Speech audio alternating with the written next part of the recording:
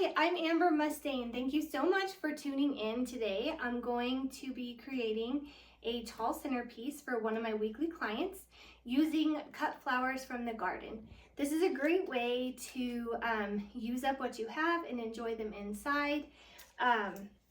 Some really easy flowers to grow in your garden that you can use as cuts would be zinnias, herbs of all kinds. I have mint, oregano, you could use rosemary, lavender. Those are all really great perennials that you can put in.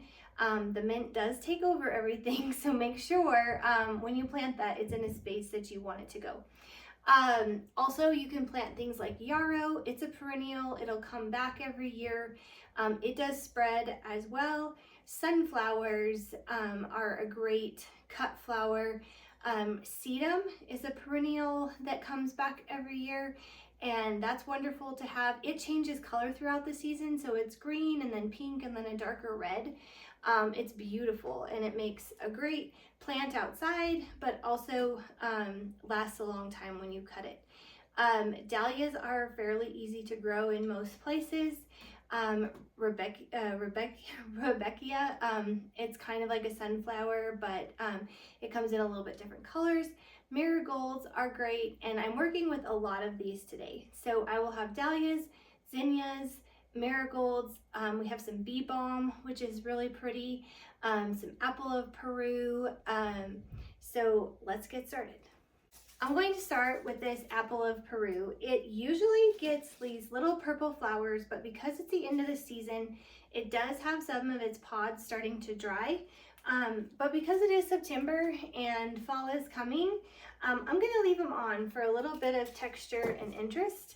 You want to make sure that you cut your flowers at a 45-degree angle and then immediately put them in water because they start to seal up. Just like our skin, when you get scratched and it starts to seal, flowers are the same. You want to make sure you cut, place in the water so they get maximum hydration. The flower food helps in that hydration.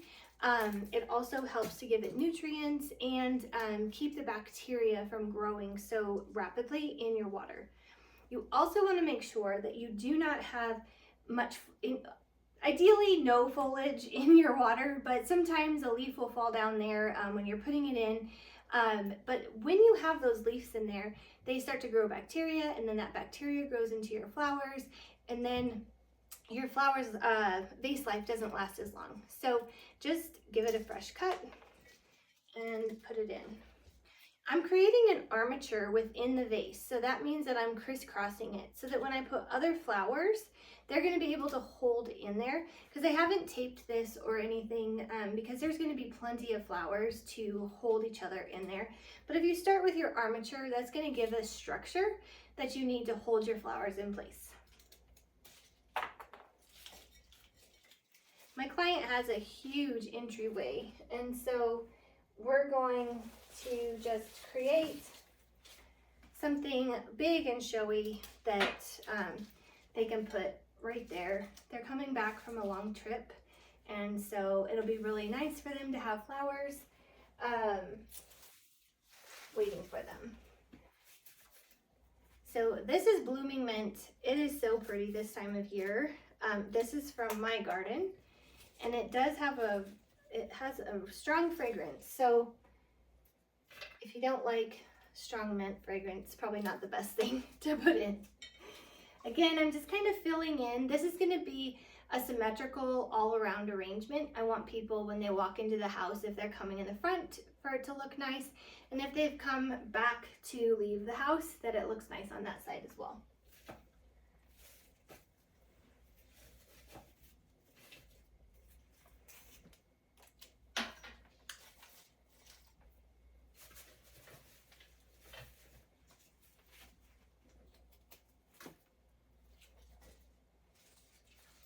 So now I have a good base to start with, and I'm going to pick some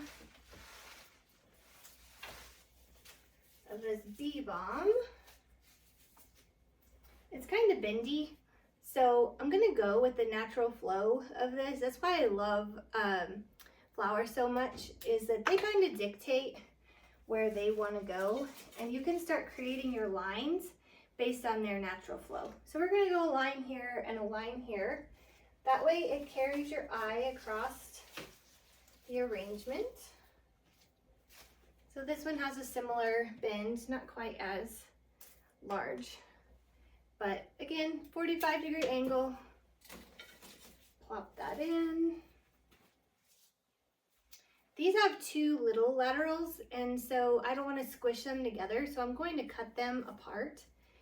And that's the thing when you're getting it out of your garden. You're going to have, it's not going to be perfectly formed stems. They're going to have some uniqueness to them.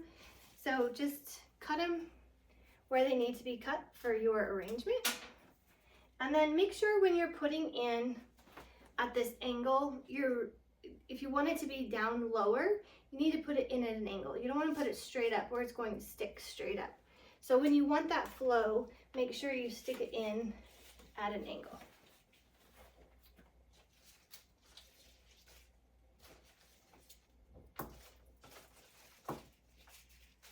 We have some beautiful zinnias. This is not the easiest thing to grow. This takes a lot of time. Flower farmers in Colorado usually start the seeds inside in January, and then they let them grow, and I believe they don't put them out until closer to May. I could be wrong on that, but they put them out into the, after hardening them off and all that good stuff, they put them out into the ground, and then usually they're in a tunnel to keep them protected of some sort, or cloth. We get a lot of hail here, so hail cloth is important. But they have them in there, and then now is when they start harvesting. So it's like a 9-month process to get these beauties, but they really are beautiful.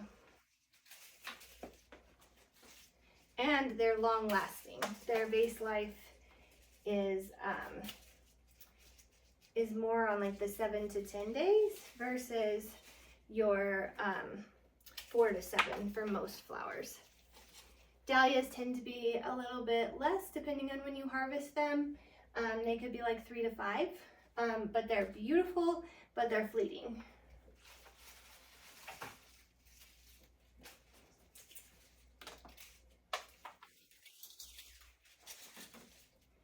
All right, so there's beautiful zinnias. It's placed evenly around.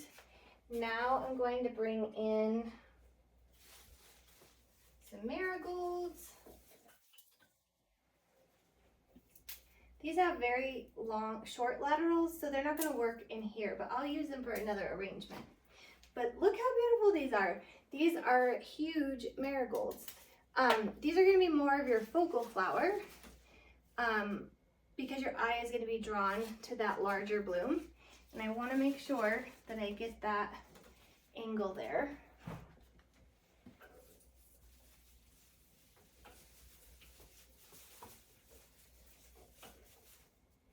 And I just learned the other day that the scent of marigolds actually comes from the leaves. So if you don't like the scent of marigolds, just take the leaves off.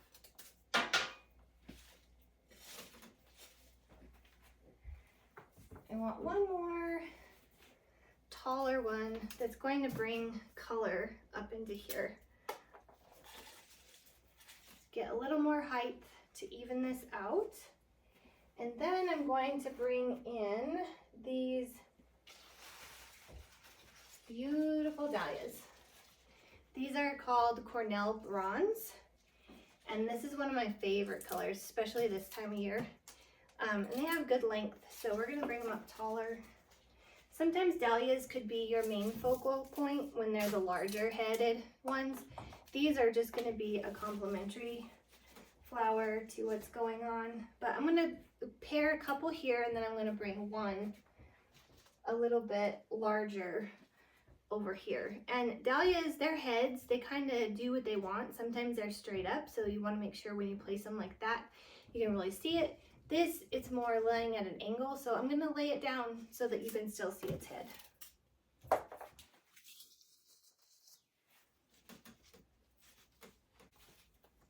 I have some beautiful terracotta celosia, and this is super long lasting as well.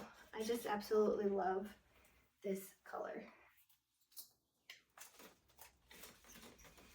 It just mixes so well with the bronzy color or this pink because it has the different variation. And nature is the master color mixer.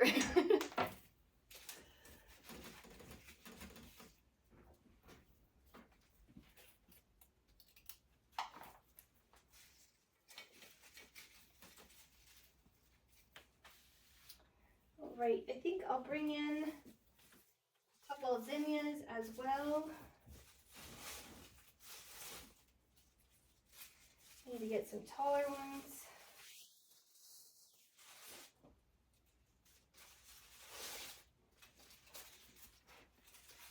Again, just make sure you're cleaning off the foliage so it's not in the water. Give it a fresh cut. And then just to balance out the height, I'm going to put one over here. And then this one has a little bit of curve in its neck. So I'm going to actually go with the curve of this bee balm to just add a little interest this direction. And then I'm going to even that out by placing another one over here.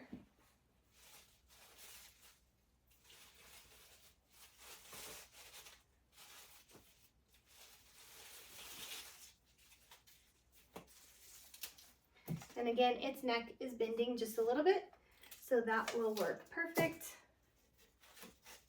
to fit right there. And then as you turn it, it's beautiful all the way around.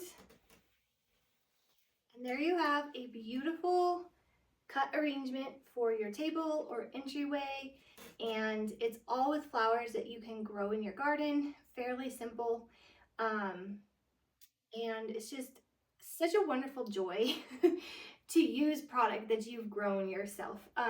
Just you feel very accomplished. I just have a very small garden, and it just brings me so much joy to go out there every day and check to see if I can cut anything and bring it into the house and know that I started that from a seed and now it's fully bloomed. And so I hope you enjoyed this. If you want to know more about floral design or you want to get into floral design, flourishingeducation.com is my website. I would love to work with you. I have online courses, I have in-person mentoring, and I also have just Zoom mentoring if that works better for you. But I hope you have a wonderful day. Please like and subscribe and enjoy the outside.